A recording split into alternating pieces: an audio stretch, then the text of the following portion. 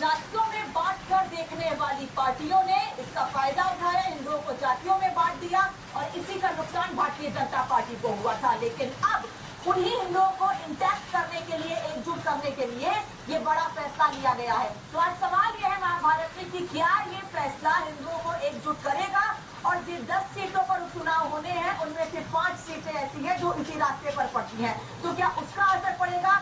जातिवादी राजनीति करने वाले लोगों को क्या बड़ा जवाब मिलेगा इस बार? आज इस पर महाभारत होगी। हालांकि मध्य प्रदेश में इस बात का खंडन किया जा रहा है। दुकानों पे अपना नाम वगैरह लिखना है, वो कामड़ी के लिए अच्छा है कि उनको पता चलेगा कि ये अपने हम इतनी दूर से कांवड़ लेके जाए, अगर हमें कुछ खंडित होती है तो हमें प्रॉब्लम होती है, या हमारे धर्म के तो जो धामी सरकार ने वो फैसला किया वो बहुत अच्छा है। हकीकत सामने आनी चाहिए। अगर मेरा नाम जैसे हूँ मैं, गोद तो अपना होना ही चाहिए सामने। अगर मैं सामने कुछ और बता रहा हूँ अंदर और वो तो गलत बात है। ये लुका के क्यों रखते हैं? जो है वो सामने रखे ना। जो योगी जी ने कर दिया वो सही किया है, उसने गलत तो किया ही नहीं। बढ़िया बात है।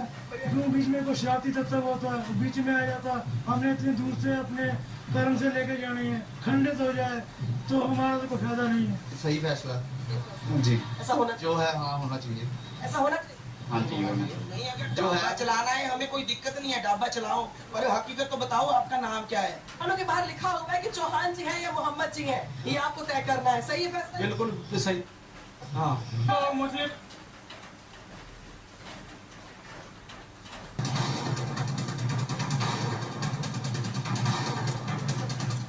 उत्तर प्रदेश में उपचुनाव की तारीखों का काउंटडाउन चल रहा है। इस बीच योगी ने ऐसा मास्टर स्ट्रोक मार दिया है जिससे विपक्ष चारों खाने चित होता दिख रहा है। कांवड़ यात्रा के रूट की दुकानों पर नामकरण का फैसला उपचुनाव से पहले गेम चेंजर साबित हो सकता है, क्योंकि ये सीधे तौर पर बीजेपी के हिंदुत्व वाली लाइन को सूट करता है। जब रामदेव को अपनी पहचान बताने में कोई दिक्कत नहीं है तो रहमान को क्यों दिक्कत हो रही चाहिए? तो अपने नाम पर तो सबको गौरव होता है, तो नाम छुपाने की कोई जरूरत नहीं है। योगी सरकार ने जो आदेश दिया है वो जायज है। सनातनी जब आप कावड़ लेकर आते हैं तो 200-250 किलोमीटर लोग पैदल चलते हैं, शिवलिंग पे जल चढ़ाते हैं, और जब बीच में कोई फूका हुआ भोजन कर ले तो क्या होगा? उत्तर प्रदेश में जल्द ही 10 सीटों पर उपचुनाव है। लोकसभा चुनाव में बीजेपी की हार के बाद अब वो पुराने कलेवर में लौट रही है, क्योंकि लोकसभा में इंडी गठबंधन का जाति कार्ड भारी पड़ा। ऐसे में दलित और पिछड़ा वोट बैंक को फिर बीजेपी अपने साथ जोड़ना चाहती है। कांवड़ियों में इनकी संख्या भी ज्यादा होती है। भारत की ऋषि परंपरा कभी अपने लिए नहीं थी, लोक कल्याण के, राष्ट्र के कल्याण के।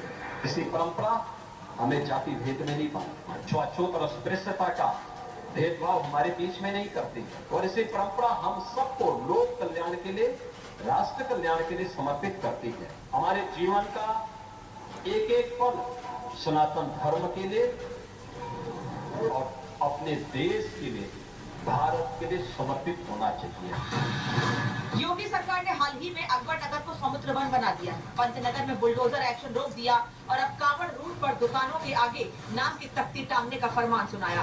वैसे इसकी जरूरत क्यों थी? इसे समझने के लिए रिपब्लिक भारत सड़क पर उतरा तो देखा मुजफ्फरनगर में बाईपास पर 5 स्टार कैंटीन अब मोहम्मद हादी टी स्टॉल हो गया है। 5 स्टार कैंटीन इस ढाबे का नाम था, लेकिन यूपी सरकार के आदेश के बाद अब इस पूरे ढाबे का जो नाम है मोहम्मद हादी टी स्टॉल हो चुका है। कई लोग नाम बदलकर या पहचान छिपाकर दुकानें चलाते थे, या फिर दुकानों ढाबों के नाम से क्लैरिटी नहीं मिलती थी, क्योंकि जो पहले तिरंगा टी स्टॉल था वो अब अफवान भाई की दुकान बन गया है। पहले क्या नाम था इसकी? तिरंगा टी स्टॉल। अच्छा, अब क्या हो गया? नाम तो वही है अभी, पर हमने वो अधिकारियों ने कहा अपने नाम लिखवाओ तो हमने अपने नाम लिखवा दिए। क्या नाम लिखवाया? अफान लिखवाया, आसिफ लिखवाया, नईम लिखवाया। जो यहाँ पे काम करते हैं सब लोग घर के ही हैं, सबके नाम लिखवा दिए फोटो के साथ। ऐसे ही जिस ढाबे का नाम डे नाइट कैफे था वो अब शहीन सैफी टी स्टॉल हो गया है। यहाँ पे ये तस्वीर ऊपर की तरफ देख सकते हैं, डे नाइट कैफे था, लेकिन सरकार के आदेश के बाद अब यहाँ पे लिखा गया है शमीन सैफी टी स्टॉल। इसी कंफ्यूजन को क्लियर करने या उजागर करने के लिए नामकरण का फैसला योगी ने लिया। वैसे इसका सियासी पहलू देखें तो चुनाव वाली 10 में से 5 सीटें कांवड़ यात्रा के रूट पर हैं। इनमें से मीरापुर, कुजर की, खैर, गाजियाबाद और करहल इसी रास्ते पर पड़ती हैं। तो क्या यह फैसला परिणाम बदल देगा। सीटों के चुनाव के ठीक पहले उत्तर प्रदेश की योगी आदित्यनाथ सरकार द्वारा कावड़ यात्रा मार्ग पर वाहनों पर दुकानदार का नाम लिखने का जो फैसला लिया गया है वो पूरी तरह ऐसा दिखाई देता है जैसे उस चुनाव को लेकर सोचा समझा निर्णय बीजेपी का दिखाई दे रहा है। आस्था की आड़ में जनता के मूल सवालों से भटकाना चाहते हैं।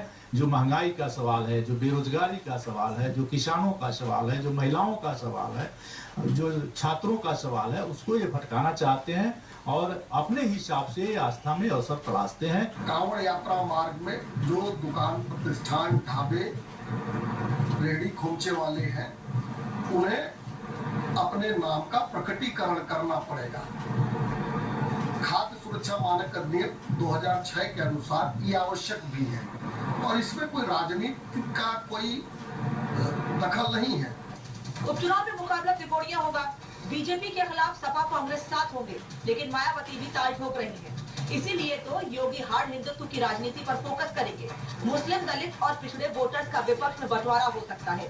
इसका सीधा फायदा क्या बीजेपी को होगा, यानी कांवड़ियों की आस्था के लिए हुआ ये फैसला क्या उपचुनाव में बीजेपी की बम कर देगा?